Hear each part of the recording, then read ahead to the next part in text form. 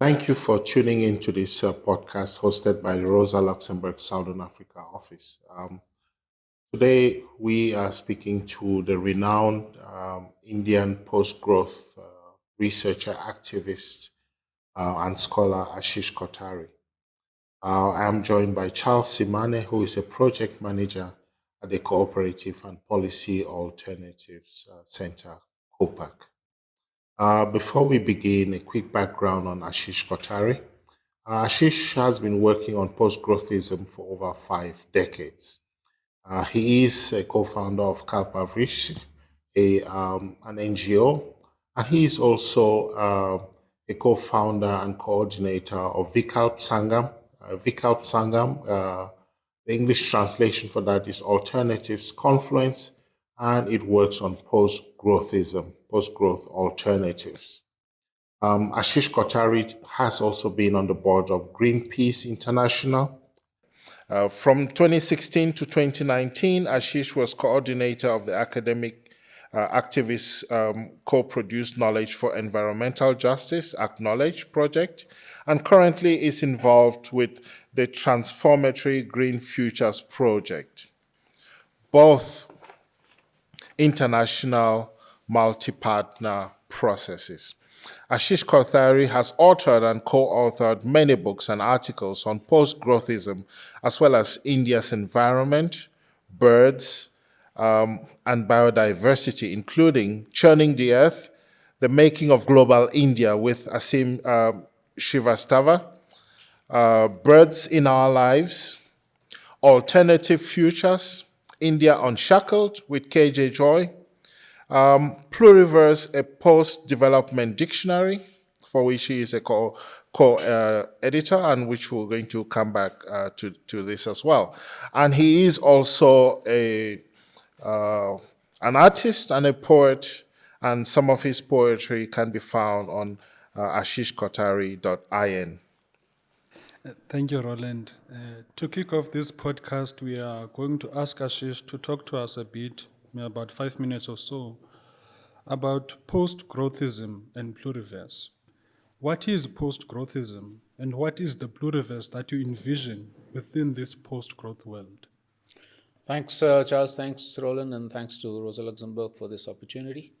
So, Charles, post-growthism, so basically over the last maybe 7 or 8 decades, the world has been defined by growth-led development, right? Which, of course, is based on structures of capitalism and patriarchy and state domination and so on. And we've all come to believe that development in this form is good for us. Yeah, it's good for all human beings. It will take us to levels of progress and wealth and so on that we all dream of, apparently, right? But what we've seen in this process is that with this sort of continuous growth of material consumption, energy throughputs, and so on, it's actually having a devastating impact on the earth as a whole. And it's having a devastating impact on people. If you look at inequalities, for instance, that have significantly risen all over the world. Here in South Africa and India, we see that very starkly, right? So in terms of authoritarian governments, in terms of inequality, in terms of ecological devastation, it's the same processes with those structures at the foundation of development which have actually caused or furthered these sorts of problems.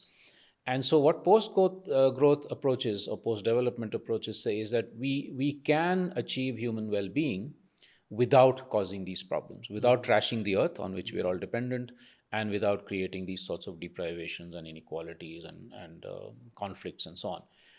And there are many different approaches, and we'll talk about that later, but essentially that's what post-growth, post-development, and there's all kinds of terms that are used, means.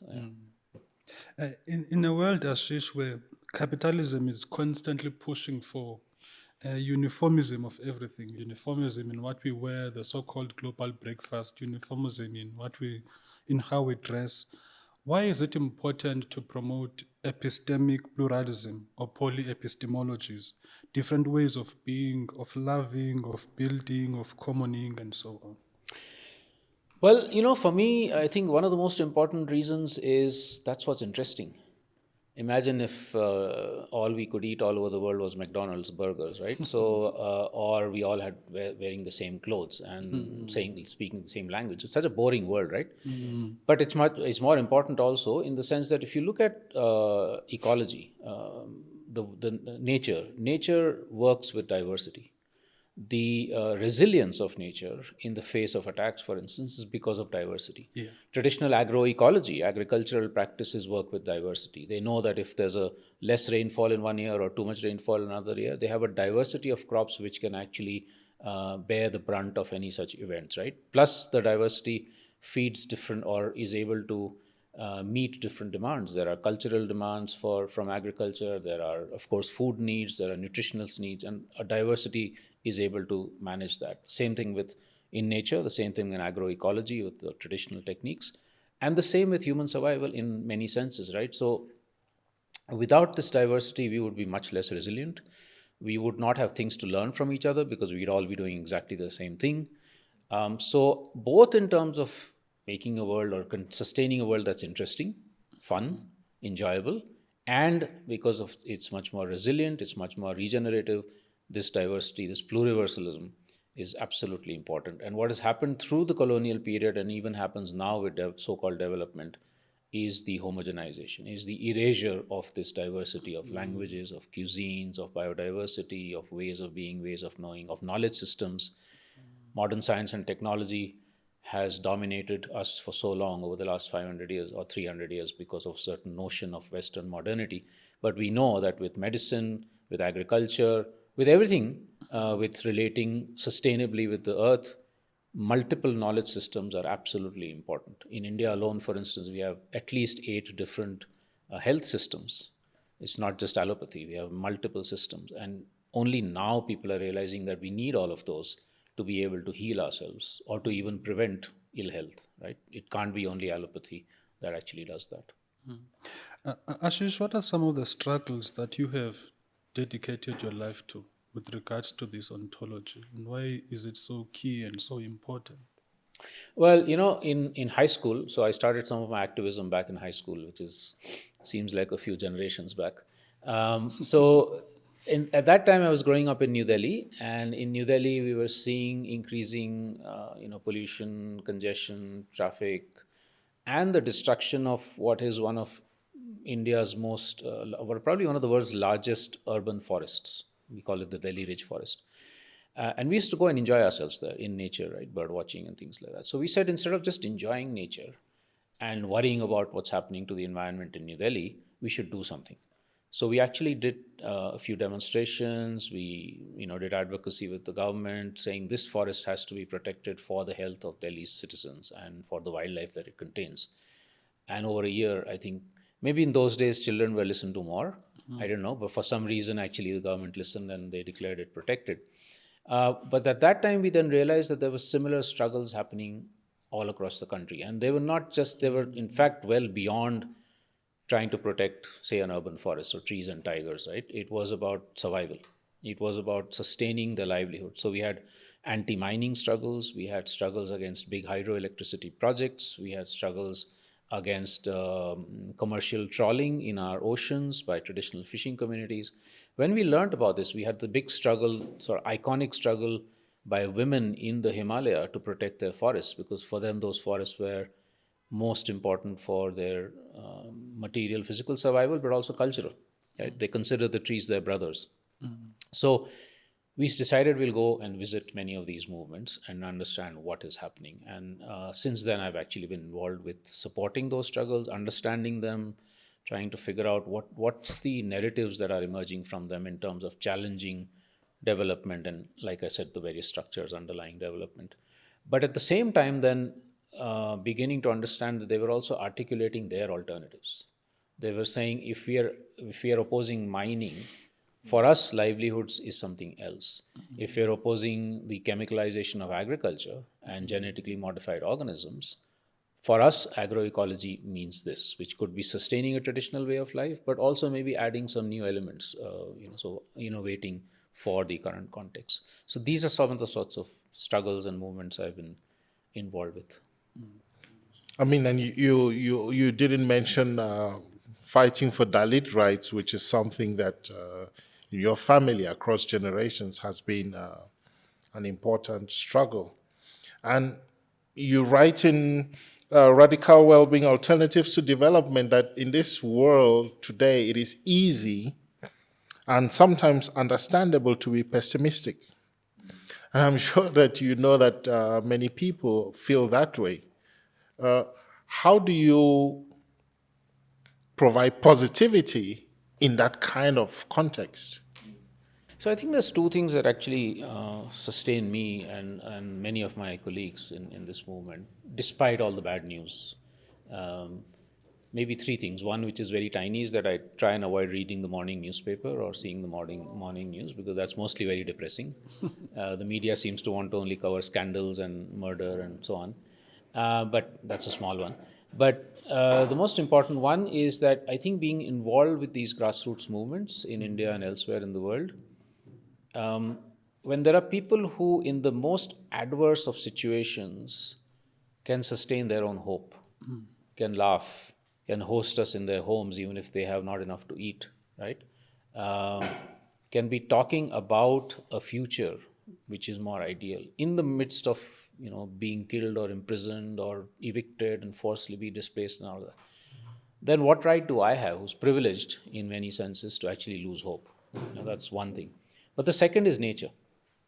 Every time I'm out in a forest, or even just the tree behind my window in the city that I live in, which is blooming in summer, that's a sign of the fact that regenerative life is still around, is very much possible, is still smiling through all the trouble. And so for me, both of these things are actually what's sustaining a positive outlook.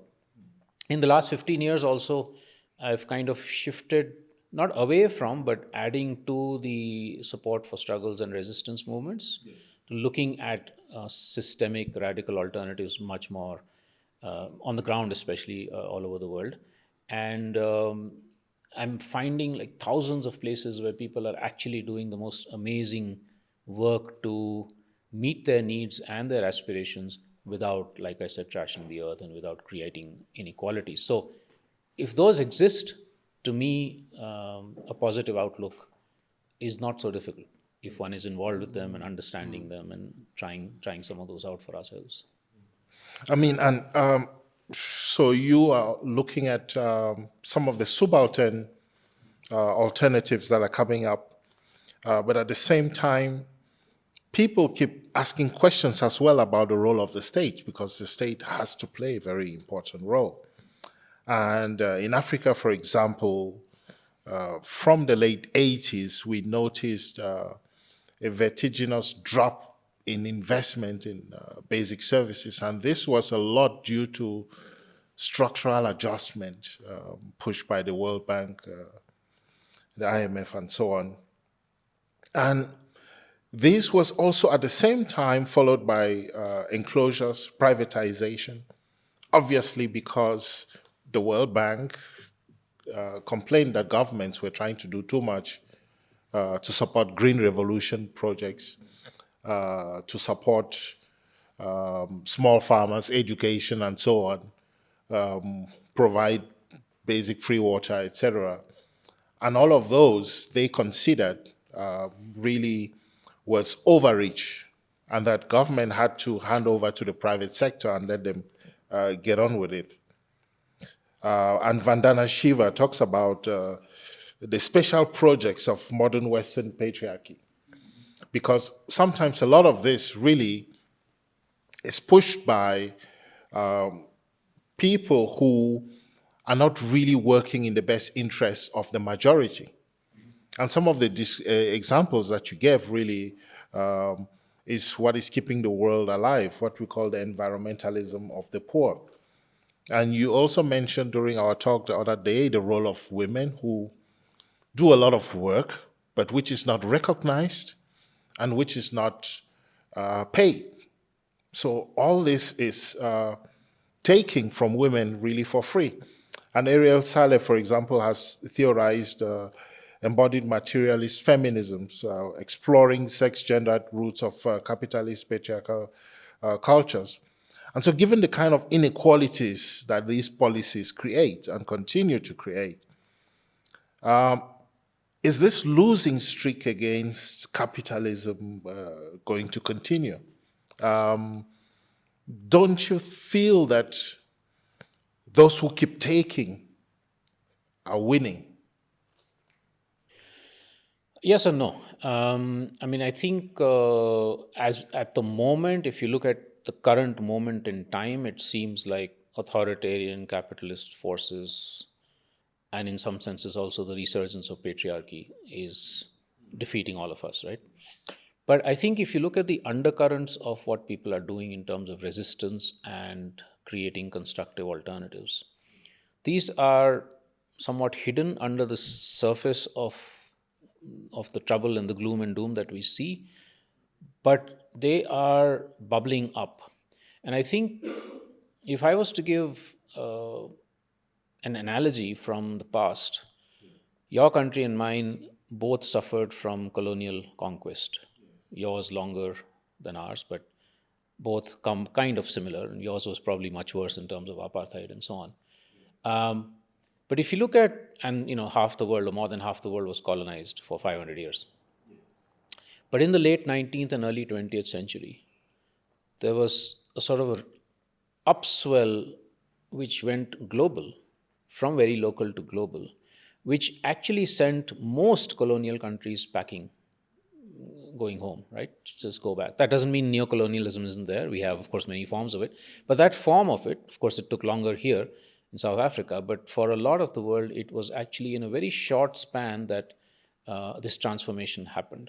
And I would say something similar about patriarchy, because I mean, ironical that the three of us are men in this panel, but again, starting from sort of small one or two women standing up somewhere, a small group of women somewhere else saying we need equal rights in different parts of the world, becoming then a global movement. And of course, patriarchy is not gone, but many of the worst forms are actually no longer around, right?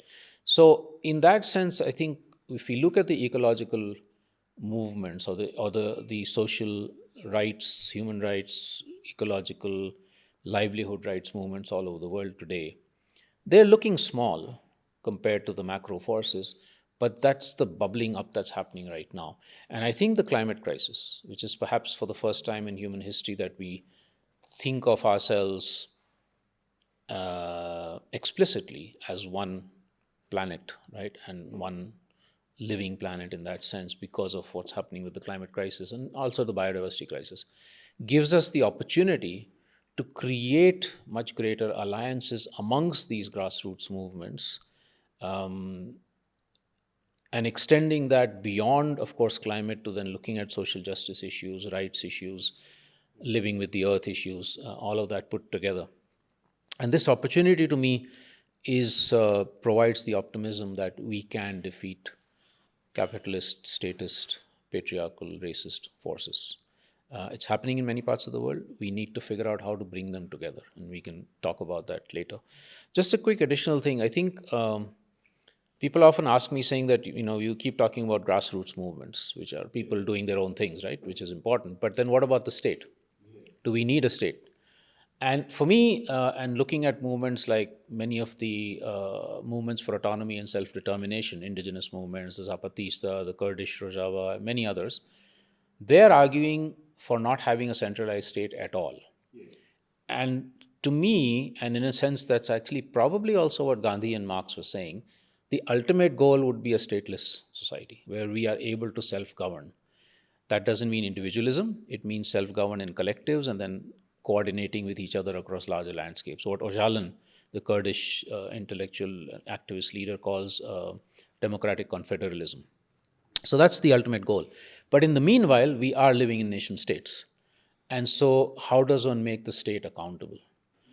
Rather than being the hands and pockets of corporations, be accountable to the people in terms of welfare services, in terms of what you said exactly, right? So both in South Africa and India, structural adjustment meant states' withdrawal from essential services like education, health, and livelihoods, and so on. So there's been a huge struggle in India to actually bring that back in terms of laws. So we have, for instance, the the right to employment guarantee, the rural employment guarantee scheme, which came in the early 2000s, and a few others, right to education, etc. But nevertheless, investments in these are still very low. So the laws exist, but the investments are still very low because our government, like yours, has moved heavily towards privatization and withdrawal from many sectors, especially education and health, which is devastating. So in the interim, we have to keep pushing the state and the cracks within the state system, the spaces, to ensure that it's more accountable to people in the way that we need it. Yes, I mean, and, this is an interesting conversation to be had with privatization and energy and so on. So I'm sure you have to ask a question maybe about Isa Shivji. Yeah, I actually want to build on the state, Ashish. The shift to the right has seen a lot of ethno-nationalism that has been undermining the multilateral processes. So how do we get the states to talk to one another at a multilateral level?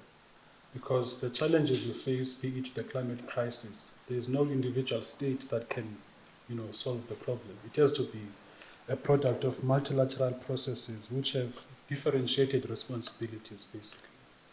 So how do we build those multilateral processes in a world that is increasingly shifting to ethno-nationalism in the right? Charles, I think to me this is an inevitable outcome of the model of nation states. We've all kind of come to believe that nation states are inevitable and forever, which they're not. They're just a couple of 100 years old. But the movement towards very hard boundaries between nation states, many of them based on certain notions of nationalism, sometimes religious nationalism, sometimes ethnic, many different sort of forms, combined with globalized capitalism, and the continuation of certain forms of patriarchy, racism, etc., is inevitably going to lead to the problems that you're talking about. I cannot see multilateralism working in that context. And that's why the UN has been extremely useful in many things, and we need to keep pushing it to at least create the global, let's say, the global templates on human rights and environmental rights and so on. But I think we must understand that it cannot go beyond that point of just creating the templates. It's not going to be able to make countries actually adhere to those templates insofar as we continue with this nation-state capitalist kind of a system. And this is why, even though it's a longer-term process, people power has to be brought back into the game.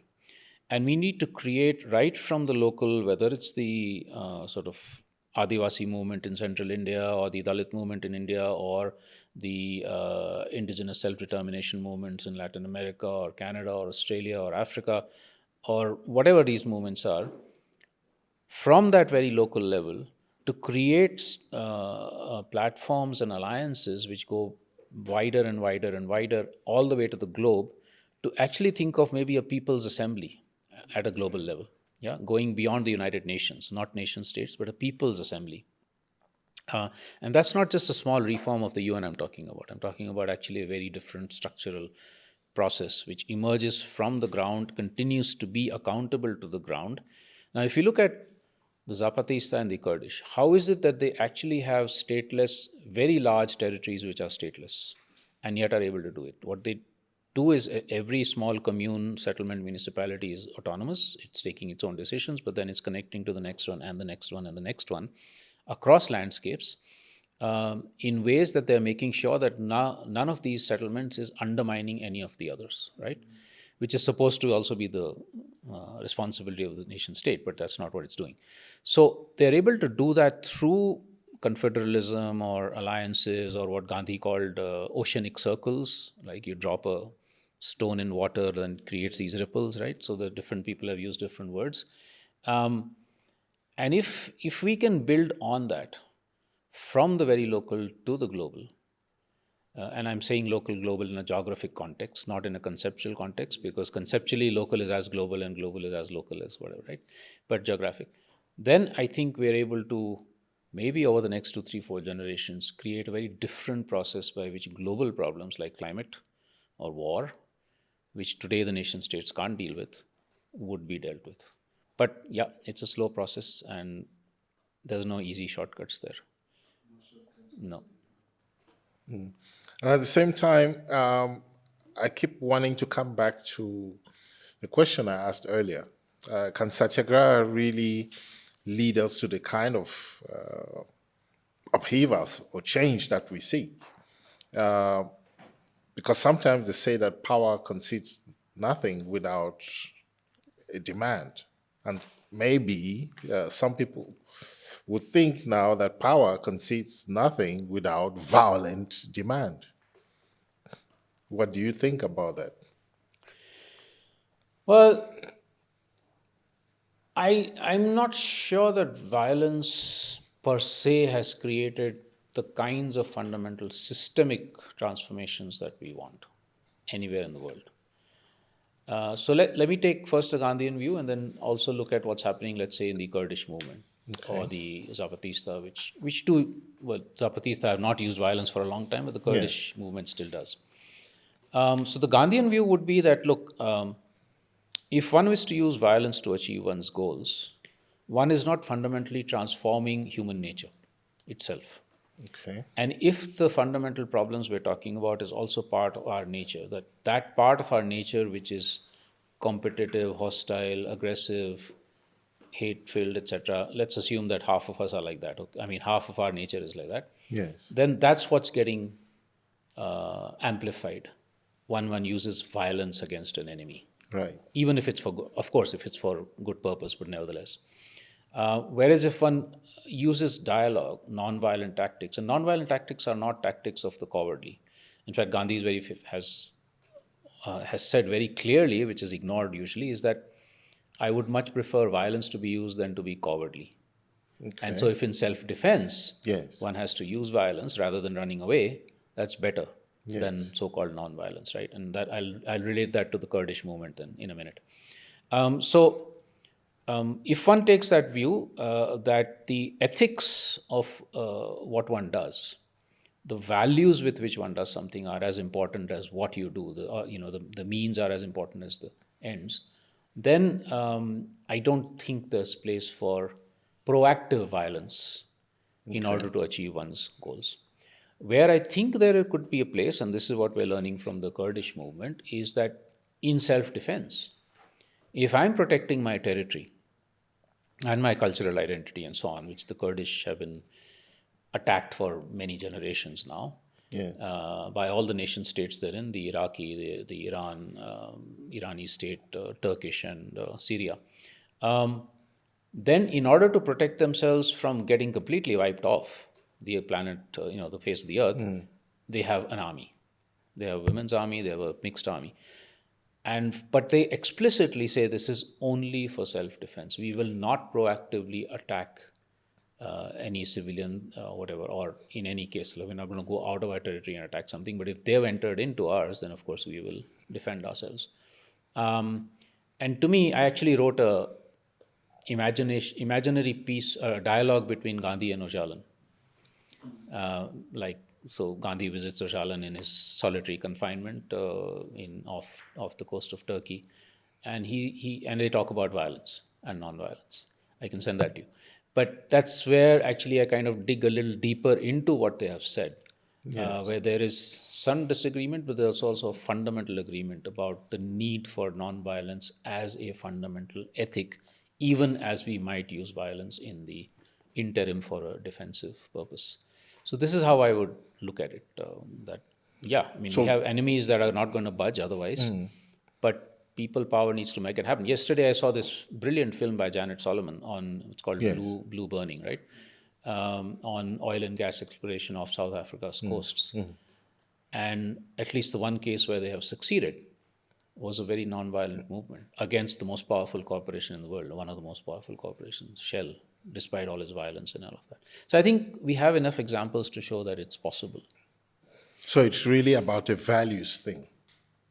It is about ethics and values, absolutely. Because without that, suppose you defeat your enemy, but internally you're still, it's all the negative aspects of my nature that have actually got expressed. then some other conflict is going to come up. Or I'm going to dominate who used to be my own colleague in that struggle. Yes, Which yes. is what we've seen in so many so-called revolutionary takeovers of the state, right? Yeah. Ashish, Pax Americana was about having this unipolar world, and is the US at the top of the hegemony.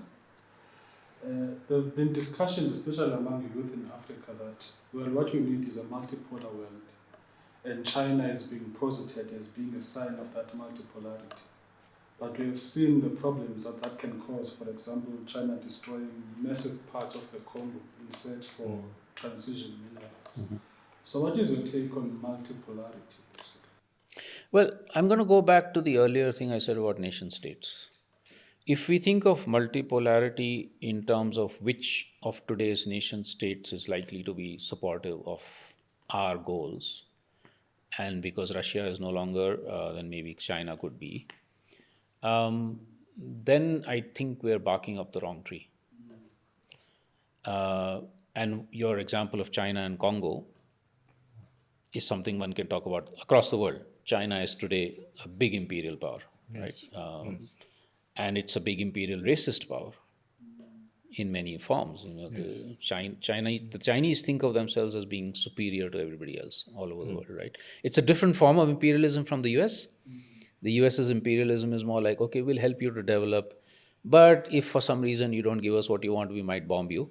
But the Chinese are like, we are superior. We're going to actually come and teach you, and whatever. So, but on the ground, they're not necessarily very different. You've talked about Congo. We can talk about Southeast Asia. Huge imports of all kinds of, natural sort of forest products and so on. We can talk about Latin America. Building railways across the Amazon and all kinds of things, all for the rapidly growing Chinese economy and for gaining control in many parts of the world. So I don't think multipolarism in terms of looking for a powerful nation state that can support us, like maybe Russia might have in the past or whatever, is the approach at all. And I think here again, one needs to build people power. So if at all we need to have alliances, multipolarism in terms of people's power is where we go. There are Chinese movements, people's movements, which are strong, let's ally with them. There are people's movements in Russia struggling, let's ally with them, let's support them, let's be in solidarity with them right now. The people's movements in India who are struggling against what our Prime Minister is doing in terms of neoliberal capitalism and religious hatred, let's ally with them. That to me would be a multipolarism with much greater hope. Absolutely. And in terms of the solutions, you have posited a kind of framework that different movements and organizations around the world can use. At our conference, for example, you spoke about the flower of transformation, and which has 5 spheres. Could you please describe this a bit more for us? Yeah, so I think one of the things that's happening is that if you look at the forces, the systems that have created the crisis right now, they're also telling us, it's okay, don't worry, we've got the climate worked out, certainly. right? I mean, till 10, 15 years back, they would say that climate crisis is not there. Now they can't deny it anymore, so they're saying, okay, it's there, yes, but we'll solve it. We'll do carbon trading, and we'll do geoengineering, and we'll do X, Y, Z, right? All the techno fixes and the net zero approaches and so on. So many corporations are now claiming to be eco-friendly. Oh, yes. Most governments claim to be inclusive, sustainable, right? So the rhetoric, a lot of the words that the movements came up with have been captured by the state and by corporations. Yeah. And so for us, we have to be that much more observant and intelligent to note where we have what I could call false solutions. Yes. And which ones are really radical and genuine. And how do you distinguish between them is where we use this flower of transformation, where we say that if the solution being offered, if the initiative that any of us is taking up or any government is taking up meets 5 requirements, then it is a radical alternative. One, moving towards much more people power. That is to say, radical democracy, not just maintaining the power of the state. Okay. Two, moving beyond current hard political boundaries to look at bioregionalism, because nature and cultures work across boundaries. They don't get Yes. they don't stop where the South African boundary stops and Botswana starts, kind of thing, or the Indian boundary stops and Bangladesh starts. Third, where the economy is given back to in the control of producers. I mean, means of production are given back in the to producers. Now, you can think of many of today's corporations who maybe pay people a little bit better. They have creches in their offices. You can play table tennis in the office, and they say, "Oh gosh, we are so worker friendly," right? But the big question there is, where are the profits all going? And is there is the management handing over control over the means of production to the workers or not? So that's one thing. But also much greater self-reliance in terms of basic needs. Instead of being dependent on something 1,000 kilometers away, at least for things like water and food and energy and housing and education and health, have a relatively localized kind of an economy.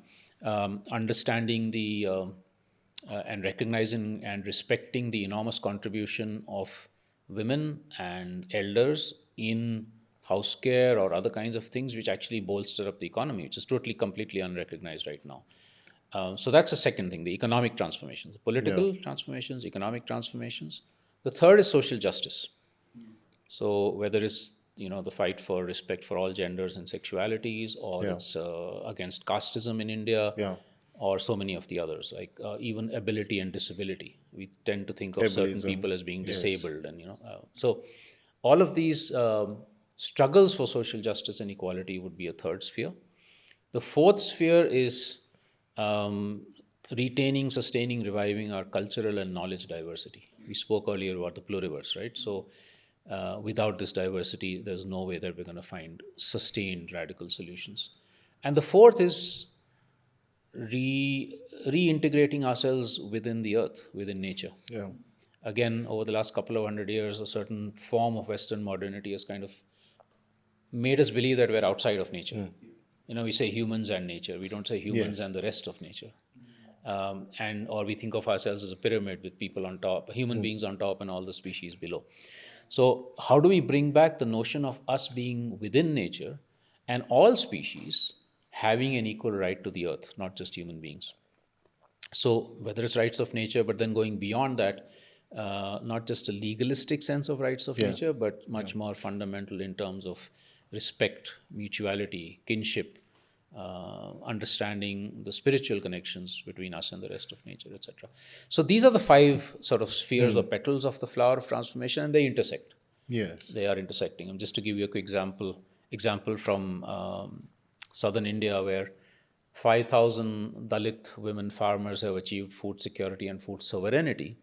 It's been a transformation in their agricultural systems, so relationship with the earth. It's been a transformation in their caste relationships, in their gender relationships, in how they view seeds and their economic means of production, how they sustain multiple cultures. So they celebrate all the festivals, all the religious festivals of India, and so on. So you can see the intersections in that one single movement, and there are similar in any such movement, right? And then, sorry, this has become very long, but at the core of that flower of transformation is what we spoke about earlier, the values, the ethics. So what is it that these 5,000 Dalit women farmers can teach us? Not necessarily the techniques of how you work certain plants, millets with the earth. We can learn some of those, but more importantly, that they work as commons. Seeds are held in commons as a value, that they respect the earth and seeds as having spirit. So how do you work within the rights of nature or the respect for nature? That they work with diverse knowledge systems, so diversity. So these sort of solidarity, commons, human rights, rights of nature, generosity, love, interdependence, reciprocity, these are sort of at the core of this flower of transformation. And these are all very different from what the currently dominant statist capitalist patriarchal system tells us. So that's what the flower is. And we try and use that for people to also assess themselves. How far have we gone in this kind of holistic transformation? Are we still stuck in one petal and not looking at what's happening in the others? And can we then work with you and others to try and make our own transformations more holistic? Yeah. Ashish, please describe Swaraj for us and also help us to understand what is eco-Swaraj. So Swaraj is a very old Indian concept, possibly 1,000 years old, which essentially meant self-rule. That is, I will govern myself and my community will govern ourselves.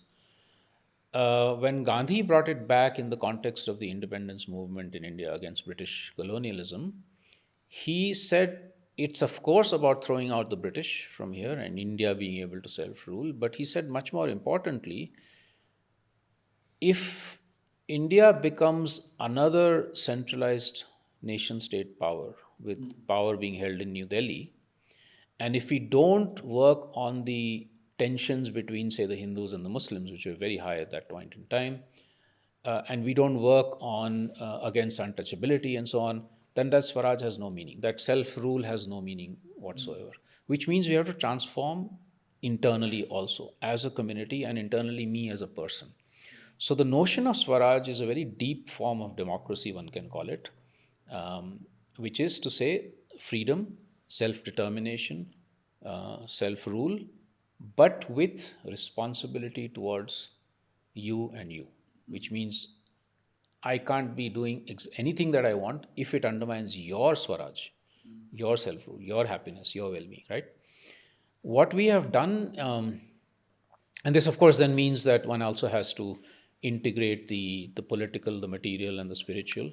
One has to integrate the self individual with the community. So it's both, in that sense, it's sort of multiple transformations at various levels. What we've done is to say that, and I think to some extent Gandhi indicated this, but he didn't use the words, is that responsibility towards when I'm claiming my self-rule and self-determination and freedom, I should be responsible not only towards other human beings, but towards all life, other species. So we put eco-Swaraj because of that. And the other form I use is radical ecological democracy. So radical democracy is where we all hold power. We don't sort of willingly give it away to politicians and bureaucrats. But we exercise that power with responsibility towards other people and the rest of the planet. So that's eco-Swaraj or radical ecological democracy.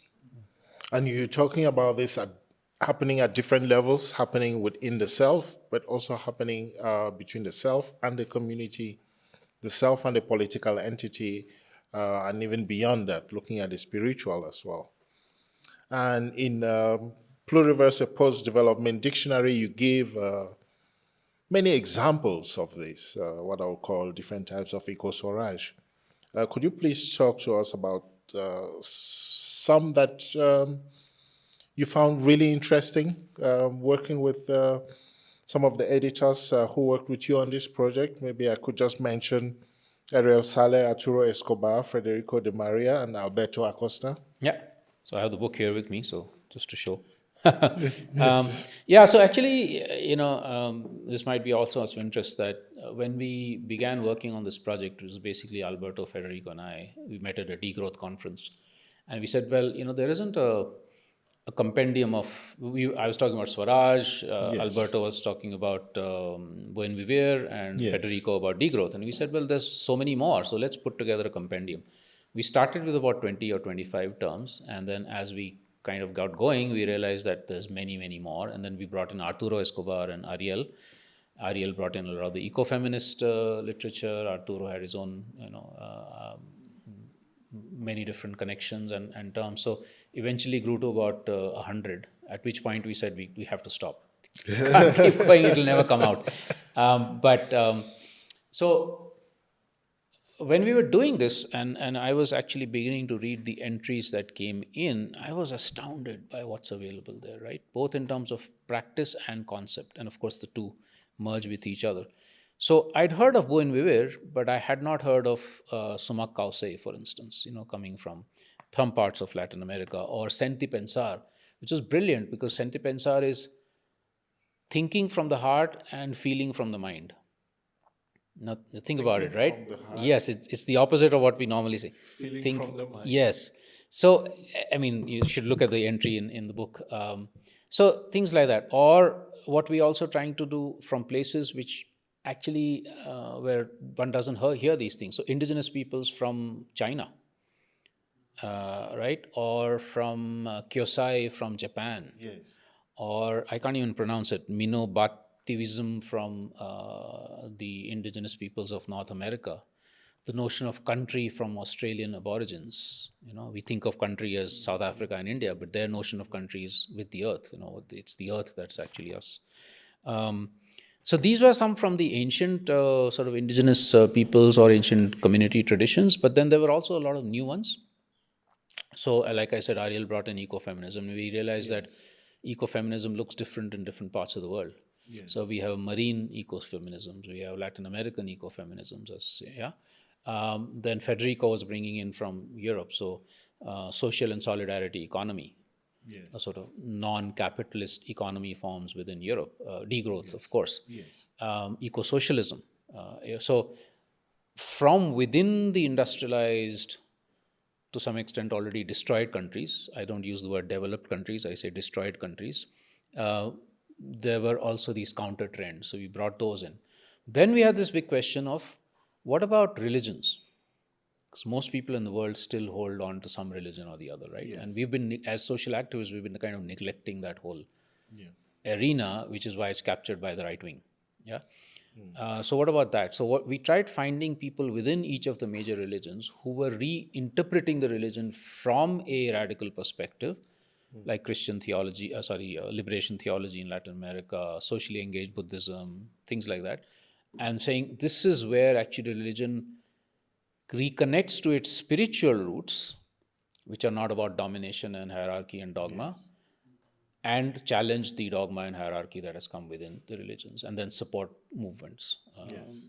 So the one on Judaism, for instance, is from a pastor from a rabbi who supports the Palestine movement, right? So you have these cross-cultural and radical lines. So I don't know, I mean, I can keep going on and on, but some of these are just absolutely incredible for me. Really interesting perspective, rethinking religion as well within Swaraj discussions. I'm just thinking, decolonial scholar Walter McNaughton uses the term that I like, which is epistemological disobedience. And that is disobeying all these hegemonic epistemologies and rediscovering our own indigenous ideals, which colonial modernity has been on the sidelines or the peripheries. But I'm thinking, how do we build self-worth in terms of our own respect for those indigenous knowledge systems, and how do we rediscover them in a world where the entire pedagogy, whether you look at in primary schools or at universities, it's still at the peripheries. So how do we build that in and take it into the mainstream then? Yeah. Well, I think you've touched on possibly one of the most important transformations we need in the education system.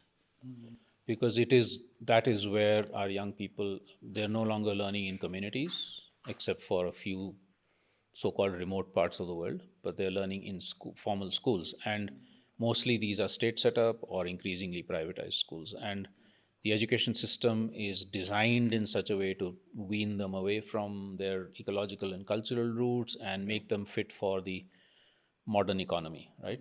Go into a corporation or fit into the state or whatever. And so I think more and more, I see this in India and many other parts of the world, people are actually trying to set up alternative learning systems, which reroute them within cultures and ecologies, but don't get them stuck there. Also learn from what's happening in the rest of the world. Also ask questions about our own culture, because sometimes it might be very gender insensitive or casteism in India, etc. So ask those questions. But don't forget those roots, right? And also making education much more enjoyable. Not this thing of stuffing the head and then passing the exams and moving up kind of thing, but what Gandhi called Nayi Talim, which is to say you're learning from the head, but also with your hands. You're learning how to use your hands, get your hands dirty in the earth and the heart. values, not as formal value education, which is like you cannot lie kind of thing, but like how do you learn values through your own actions and what you're doing.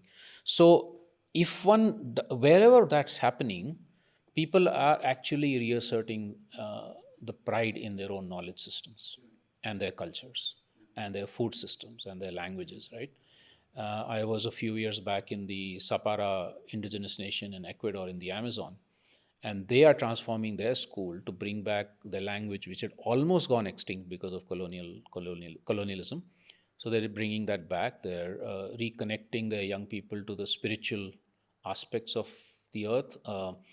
They interpret dreams and they do their actions based on the interpretation of their dreams and things like that. So they're bringing that back, but they're not denying the young people what can come in from modern education. So it's like, how does one combine that in a positive way, right? So that kind of transformation is absolutely essential. But also in movements, anti-extractivism movements, like what we saw with the Amadiba in Kholoveni, is that the articulation is not just that we don't want the displacement of our communities and the destruction of our livelihoods and so on, but that we also don't want the destruction of our way of life, which is connected with the earth, right? We don't want the destruction of our cultural identity. We want to retain it. And if it has gone earlier, we want to bring it back. So these are the sorts of, still marginal, but these are the sorts of movements which are actually doing that. Then the other thing that's happening, which is very important also, is that in many cases, let's take climate. In the Arctic Circle, the Sami and others are actually saying we have incredible knowledge on how the climate crisis has come, what's changing. And they had actually talked about this well before climate scientists had spoken about it. Many of the indigenous peoples had already said something is happening with the earth, something really wrong is happening with the earth. So that articulation has finally got recognized by the formal scientific circles. And there is, in fact, like even within the IPCC or in the biodiversity circles, there is now recognition that traditional knowledge holders, traditional knowledge and science holders, and modern science holders working together can create a paradigm shift in how we understand the problems and how we can work towards solutions, which then means that you're actually validating both systems, but on their own terms. It's not that me as a allopathic doctor is validating your Ayurveda or your traditional system. Not like that. You have your own validity, I have my own. But we're also cross-validating. You know, we're saying, oh, this is somewhere where you might be going wrong, and you might say, no, this is somewhere where you may be creating a blind faith in something, kind of thing. So that is also helping a lot of communities to regain their self-worth in their own knowledge system, their languages, their cultures. Yeah. I mean, and also within Vikalp Sangam and the Global Tapestry of Alternatives, some of what you've just explained to us, are experimented, learned, shared, and so on. Could you just talk to us a bit about some of these networks? Could be pan-Indian, some pan-global. And what are some of the results or changes that you see within people and within some of the members of these movements? So, Roland, I think one of the biggest problems we have is that the forces we're up against are much better connected than we are. Oh, yes, certainly. Right? Whether it's the World Economic Forum or so many other places, right? What is that? Atlas something, I forget the full form. But so there's many forums in which they're connected with each other, they're able to work together, that much more powerful. We haven't done that, enough of that. Where we have done that, we've done it in somewhat narrow ways, like say the sort of the conventional left internationalisms, or actually the World Social Forum was a very good attempt at trying to broaden that base, and it kind of lost a little bit of direction. It's trying to regain it now through the World Assembly of Struggles and elsewhere. But what we realized is that people across sectors and geographies and cultures have not really got together. Yes. So these two forums, Vikalp Sangam or the Alternatives Confluence in India and the Global Tapestry of Alternatives, are attempts to try and create that kind of a platform. What we think is very important, it doesn't become an organization, which then becomes hierarchical and sort of humongous. This instead of upscaling, what we call is outscaling. Yes. Which is to say, you connect up with, let's say, the Climate Justice Charter movement in Africa, the Vikalp Sangam in India, Crianza Mutua in Mexico and Colombia, etc., and with 4 or 5 objectives. One, firstly, just sustain the hope that we are not alone. That's something that a lot of ground level movements feel. Secondly, learn from each other, exchange ideas, experiences, processes, and learn from each other. And maybe there's something you're doing which I can learn from, and vice versa. Third, create collaborations for further action on the ground. So suppose you have worked out a very interesting way of doing cheap, decentralized energy. Maybe I can learn from you through a collaborative process, working kind of together. Fourth, do collective visioning. Now, this is very important for us because, in this whole thing of action kind of thing, we forget that we also need a vision to work towards. Yes. And that can't just be my personal or yours, it has to be more collective, right? Mm-hmm. So, in India, the Vikalp Sangam process has come out with a people's manifesto and a vision of what is the radical transformative India that we want. Yes. Yeah? Which is putting all people's visions kind of together. And fifth, then, based on all of this, advocacy. Insofar as I said, we need to push the nation state, advocacy for policy shifts, etc., but also advocacy for changes within ourselves. A lot of our own civil society organizations are not as democratic as we might want them to be, right? No, or not as diverse as we might want them to be. So asking questions of ourselves and of each other and trying to push those transformations also. So this is what these networks are about. In solidarity with resistance movements, but essentially focusing on radical alternative pathways from the very local to the global. What it has helped with is many things. I mean, I think people have kind of got inspired to start their own initiatives. People have got inspired to start weaving. We call these weaving processes. Weaving processes, there's discussion happening in South Africa right now on that, in Brazil, in Kenya, in Germany. So how do we, inspiring people to actually look at these things and then try them out for themselves. So things are spreading as a result of that, which is what I call outscaling. So create scale not through one single organization and upscaling, but spreading horizontally across and then networking, connecting. I mean, earlier we were speaking, and just like me, you also very amazed by some of the radical ecological transformations that have been happening for hundreds of years in some of these villages without people outside knowing. Some of the work that some of these villages have been doing in terms of preserving seeds, sharing seeds, watershed democracies, and so on. Talk to me about some of the experiences that you have seen working around India.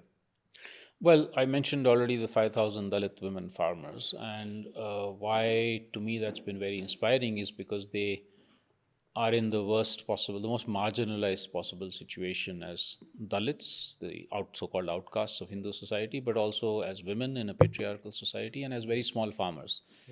1 acre of land, 2 acres of land maximum. Right? But in these last 40 years, they've actually, through collectivization of their initiatives, through creating what they call women's sanghas, that is committees in each of these villages, and then a federation of them across the landscape, sharing seeds, bringing back traditional varieties, switching completely to organic, creating grain banks in every village for people to be able to access grains to sow, and so on. They have achieved full food security for these 5,000 families, but also food sovereignty, complete control over seeds and land and water and knowledge and everything to do with the production and the consumption of food. But because of that, they've also then done transformations in other sectors. They realized that the mainstream media was not covering what they were doing, so they created their own community media unit. They've made more than 100 movies. They run their own community radio station. India's first radio station, when it was not even legal, was started by them, and a whole bunch of other things. Another example I think I could give, which has been very inspiring, is from central India. This is more indigenous Adivasi people, where again about 40 years back, one village stood up in resistance to the state and said that we will take our own decisions. It cannot be you as a bureaucrat or a politician taking decisions for us. And this is something we go back to our indigenous roots and say this is what we've been doing all along. We lost it somewhere along the way because of colonialism, but we're bringing that back. And their slogan at that time was, we elect the government in New Delhi, but in our village, we are the government. Okay, so it's a form of radical democracy, but also making the state accountable, that kind of thing. Learning from that, another 87 villages in that area have actually formed a federation of village assemblies and made similar declarations. They're also fighting against mining, but they're saying that internally, we will be the ones taking decisions about our forests, our land, our culture, our education, etc. So these are two, but there's so many more examples. The one that Charles and I were at here in South Africa, of course, the Amadiba one is equally inspiring. It's a resistance plus constructive alternatives. What we find in many of these is what I would call hybrid alternatives, which is to say that they're asserting their old traditional ways of life, but they realize that that may not be enough in the current context. Okay. Either numbers have increased or the situations have changed, climate crisis is coming in, younger generation may not be necessarily as interested in carrying on exactly the old traditions and the way they were. So they have to also innovate on new things, and which is why in many of them, for instance, community-led ecotourism, homestays or community lodges is one thing, or bringing in some levels of IT, which could help in the community transformations, but it attracts young people into doing something like that. In Western India, we studied the revival of handloom weaving based on an organic cotton variety there, where a local craft center has helped to innovate on some of the products. And a lot of young people have come back from working in industries to work at home on their handlooms. And so when we spoke to them, we said, but why? Because that's a modern sector, and don't you enjoy that better, and isn't that higher paying? They said it's a bit higher paying. We now are able to access a good market here also. But even more importantly, over there, we were subject to the whims and fancies of some boss. If you came to talk to me, I wouldn't be able to get permission unless I really begged. Here, sitting at home, doing this, I can take off whenever I want. I'm sitting with my family and I can have a chai whenever I want. And I'm being creative. Over there, I was doing exactly what they told me, and it was a mass production system. I had no creativity in what I was doing. Here, I'm working on a piece of cloth, which I want to make as beautiful as possible, so that you'll buy it, right? So it was a combination. It was a very interesting combination of, in some senses, Marx's notion that labor, not to be alienated from oneself, but also that you can be a critic in the morning and a farmer in the afternoon, and what I forget his exact phrase. And similarly with Gandhi, where he actually said that whatever we're doing needs to be enjoyable, creative, and I have to have control, Swaraj, on the work also, right?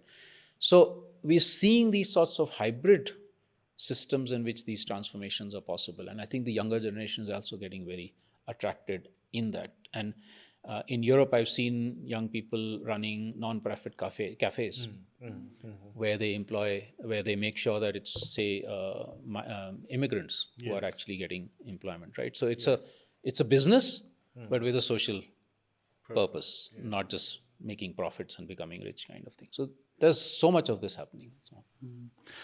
Ashish, you're right. There are so many of these positive currents around the world.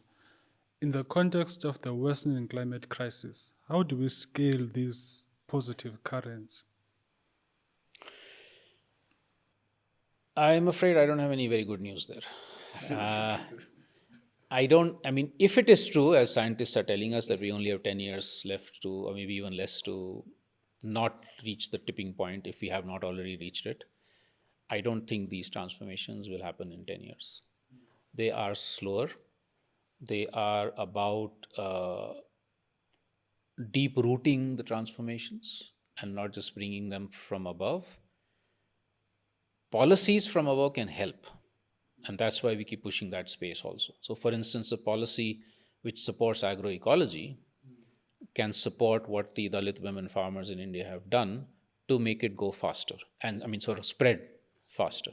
But that policy has to be a hands-off policy, as in not okay, I will support you, but you have to do what I'm saying, which is unfortunately how most governments work, right? So it's a slow process. It can be made faster through interconnections, spreading the stories, platforms like Vikalp Sangam and Global Tapestry, and through policy shifts. But it can't be, there's no shortcut to it, right? And so therefore, to me, we are going to continue to see collapses in the next 10, 15, 20 years. What I'm hoping is that the seeds and the saplings of these transformations, which we already have, if we can nurture them through these collapses, because more and more people are going to be looking desperately for answers and solutions, especially young people, then we have the possibility that in the next couple of generations, we will be heading much more into these transformative pathways. So I don't think, if I was to believe what the scientists are saying, I don't think we can completely avert the 2 degrees or 2.5 degrees. I hope so, but I don't think so. We need to then figure out what are the ways by which can adapt, especially the most marginalized peoples who are worst affected by climate, and finding these radical solutions so that 3 generations from now, we're not making the same mistakes. We're going to be taking a few questions now before we conclude. And the first of this question, while we wait for others as well. You have a question? The first question that we have is about grounding our changes in the long term, and related to what you have said. Many of these multilateral processes give dates, and there is a lot of pomp and ceremony around announcing some of those things, and nothing is done. Whereas it is really the poor who are keeping the world alive. And so, what are some of the key transformative changes that need to be done, obviously, to try to maintain our living within planetary borders? Obviously, you've mentioned some of them before, but just to hear your thoughts again on maybe 1 or 2 things that we could have missed as we draw to the end of this podcast.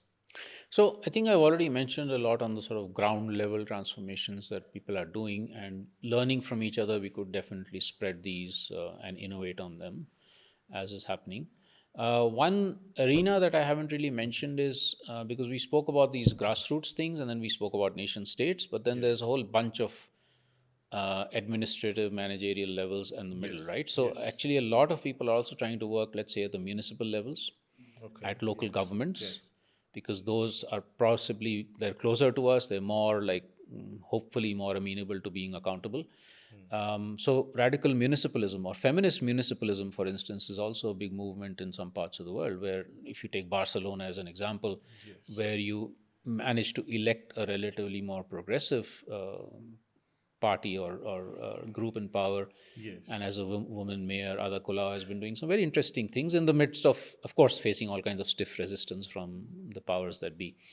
But so radical municipalism, working at the level of, in our case, it's like local panchayats, that is the village councils, up to district panchayats, or in your case would be, I don't know, whatever your local administration level would be.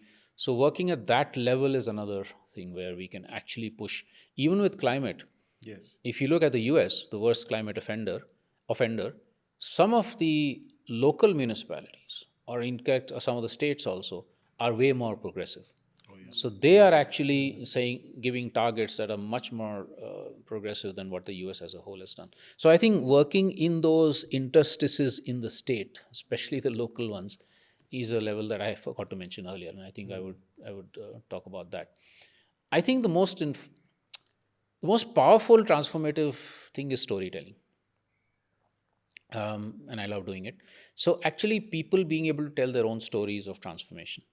and us enabling that through movies, through audio, through articles, whatever form, through art, through music, that reaches people's hearts. As somebody told me that a story will stay with you 10 times longer than an academic article. Right? So I think storytelling, and we haven't done enough of that in the environmental or social movements. We need to do much more of that. Janine, you had a question? Yes, please. Thank you so much, Ashish. It was really a very,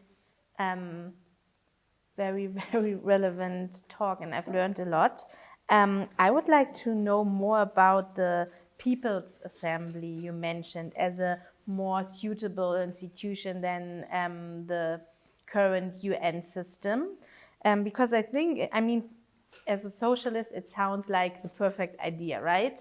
But I would like to hear more about it, especially in light of, the reality we see in many countries around the globe in terms of reactionary forces voted into power, voted into government. It is especially a global north problem, I would say, if you look at, the increasing support and electoral support of far-right forces in Germany, in France, in hopefully not in the US again, but we see it everywhere. At the same time, we see, in Argentina with Milei, there was someone voted into power, which I think is not, supporting our goal, to put it mildly. And also now Lula is in power in Brazil, but there was Bolsonaro. So there are also many forces around the world, also in terms of, the broader population who are not really or not at all progressive. So that in light of that development, how do you envision this People's Assembly? Yeah. So at the current moment, it seems like a People's Assembly might be a non-starter because of all the issues and many others that you've mentioned. But let's first talk about the sort of concept of it, and then we see what are the practical challenges.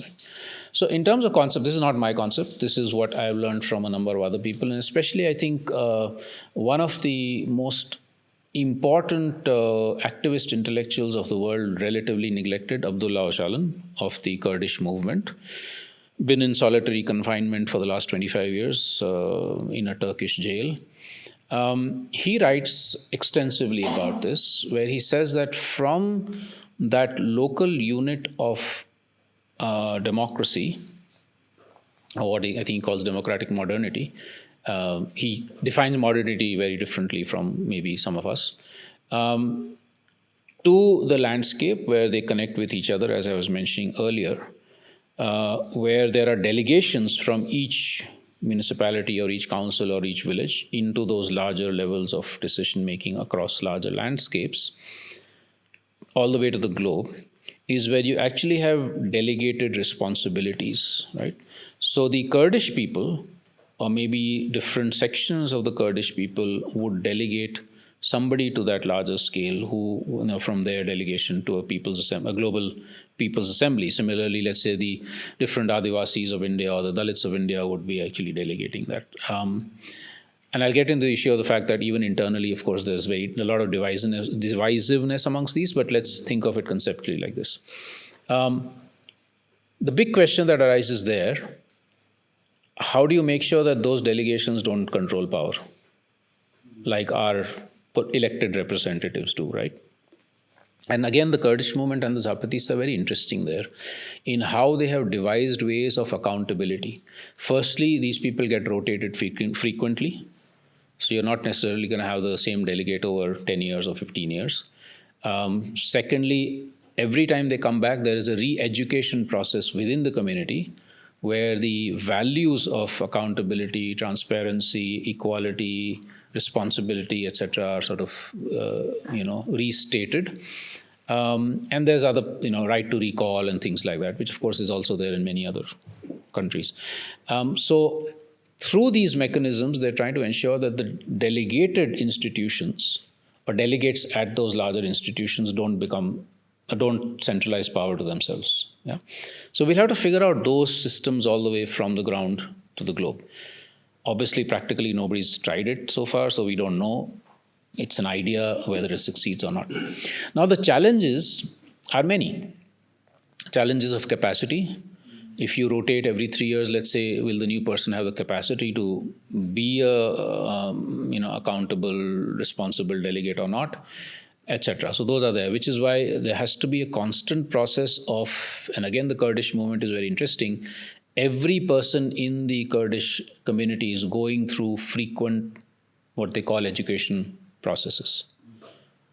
Whether you're in the army, you're a so-called ordinary citizen, you're a farmer, you're in the administration, wherever you are going through those processes. So people's capacities are being built, and people who've gone there, I haven't gone there yet, I'm hoping to go next March, who've gone there, independent people have said they're actually amazed at the levels of information, understanding, analysis in anybody that they talk to on the streets in that area, right? So that's what we need. Now, that will take 2 generations, maybe a generation, but that we need that so that the issue of capacity and accountabilities. But the second thing is what you're saying. So right now, people are divided. A very large number of people want a strong man, usually a strong man up there, so that they can be, delivered into some kind of heaven. And this has happened because of the dumbing down of our education and conversations. Deliberate dumbing down of the education and conversation, where we are, as I think it was Pink Floyd who said, we're all comfortably numb. Yeah. You watch Netflix and you're like, okay, everything is fine. And what these movements are doing is to say that, no, we can't do that. Everybody needs to be able to ask questions. Everybody needs to be able to understand the basics of what's happening, locally and globally. So it will need that transformation in also our education systems, in our community conversations, in our civil society spaces, etc., to create, firstly, the understanding that my being unemployed or not having the same privileges that I had 20 years back, which is what middle classes across the world are also beginning to face, the sort of precariousness of our situation, that is not because of the Muslim that's come in or the Latino who is come in or whatever. It's because of certain structural systems. And if I keep supporting that structure, then it's not a solution for anybody. That understanding is gone, deliberately been taken away from us. We have to bring that back in. So again, this is not overnight processes. A people's assembly at the global level is only going to work if we're able to create these processes on the ground for people to understand the global situation and the personal situation much better, much more deeply, understand the structural forces which have created this in the first place, understand that even if 500,000 refugees come in from Syria or wherever, we can actually work with them. I mean, I've seen examples in Greece, for instance, where people have worked with migrants to create a really thriving local community in a city, right? So those kinds of stories, understanding them, much more dialogue amongst people who are fighting with each other. And doing away with stereotypes. Yeah. We have so many stereotypes of you as a Muslim, me as a Hindu, you as a academic and me as an activist, and you as a Marxist and me as a Gandhian. These stereotypes have been built up also somewhat deliberately so that you keep fighting with each other. Mm-hmm. So to break down those stereotypes through this dialogue, through deeper understanding processes, which also means we have to find out ways by which we all slow down a bit, and create spaces of work where people are not madly either working because they're so passionate that they work 24 hours a day, like I used to do sometimes. I don't anymore now. Or because they're desperate, just trying to make 2 ends meet. They have to work hard and hard. They don't have the time and the space for these sorts of conversations. So those material aspects of life would also have to be transformed. I mean, just to segue into Jenny's question, we had Dale McKinley here, who has done a lot of research on the democratic confederalism theories of Rojava. And interestingly, when I read the story of Rojava, the example that I keep going back to is Yugoslavia, because Tito gave a lot of autonomy to the states. And as soon as, I don't know if due to the fact that he was gone, but also due to the fact of the collapsing Eastern Bloc, this country collapsed into so many different pieces. But they had the political education.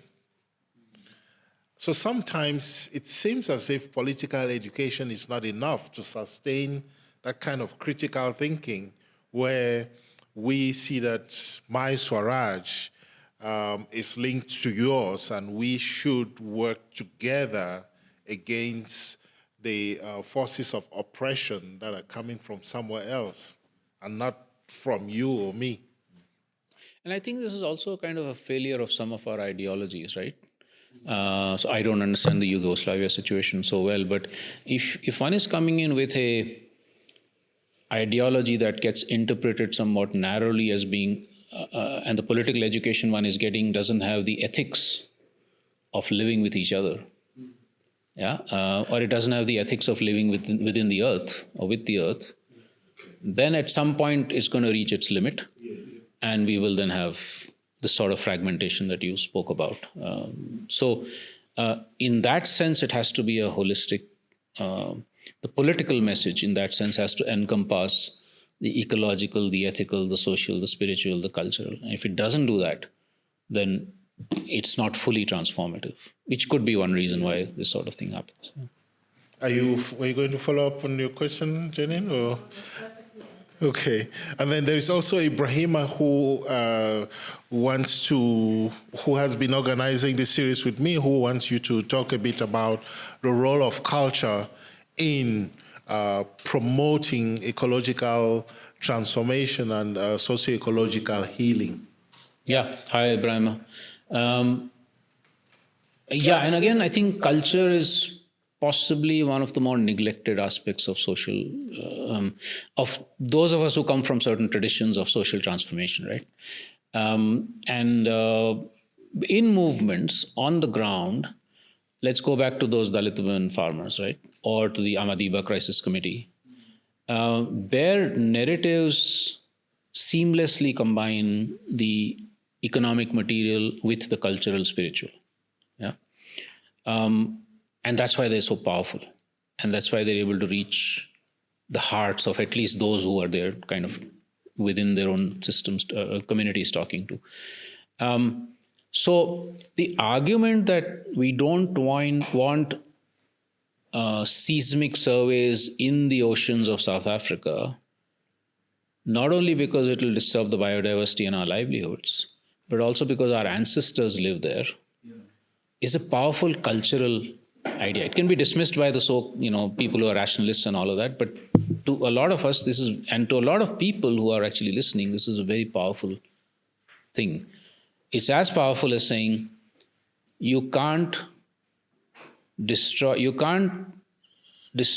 St. Paul's Cathedral because you find gold under it, not because you can't build it somewhere else. You can, but because there's a spiritual connection that millions of people have to that cathedral, right? So it is exactly the same thing. So cultural arguments in terms of spiritual connections with the land and the earth and the oceans, in terms of identity, that I'm a Khosa, or Charles, what are you?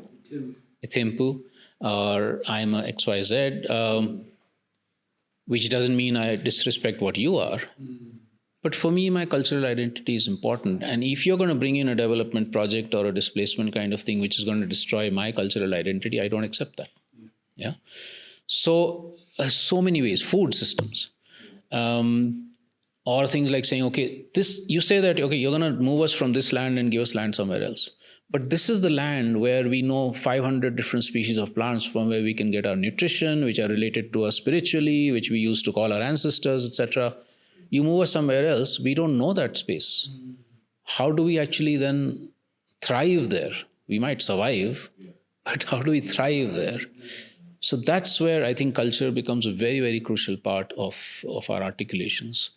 and so the need to actually continue to connect our children with those cultures. Without just saying, okay, that's the only thing. There are also other cultures, learn from them, but this is what we're rooted in, right? You have another question? No, are there any other questions? Any other questions online? As we draw towards the close of this podcast, looks like that was the last one. I would like to thank all those who were with us online. I would also like to thank Ashish, who gave generously of his time to answer these questions. It was a really rich conversation. I don't know if you learned as much as I did, but there were so many things that I still want to ask you. But we are going to obviously, hopefully, if you accept our next invitation to join us again. But even before we proceed, Ashish, so Ibrahima and I were looking at this and wondering, what are we going to introduce you to? Because Africa is also so fascinating and varied in the different ways of living and being and so on. And one aspect that we finally settled on was the fact that you have these different cosmologies in Africa. And very interesting, some of them are based around masquerades, and some of these masquerades are agricultural. And their role is to kind of reproduce the society. And they are more or less the embodiment of gods. They are the embodiment of gods that come down from heaven. And interestingly, these are communities which are far away from each other, but which almost have the same kind of story, which is very fascinating, because these masquerades are agricultural masquerades. Their idea really is to encourage production of produce, production of what feeds the community. And some have really gotten really, really popular. And you have the Basari communities, for example, in the Mali, Guinea, Senegal border. You have hundreds of them in Central Africa, from the Democratic Republic of Congo all the way to Gabon, and even further up in Cameroon. And you have this one here, which we got for you, which Janine is going to offer you, which is from Mali, which is called a Chiwara. And Chiwara masks really are antelope gods. They are antelope embodiments of gods, which urge the Bambara community on during agricultural farming seasons to produce enough so that the community can be everlasting, more or less. Wow, fascinating.